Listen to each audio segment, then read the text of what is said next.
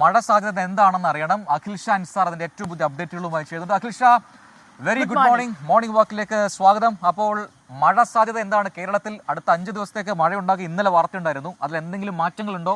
ഏതൊക്കെ ജില്ലകളിലാണ് മഴ അലേർട്ടുള്ളത്? പ്രത്യേകിച്ച് ഇത്തവണ തുലാവർഷത്തിൽ മഴ കാര്യമായി കിട്ടിയിട്ടില്ല എന്നുള്ള റിപ്പോർട്ടുകളുമുള്ള സ്ഥിതിക്ക്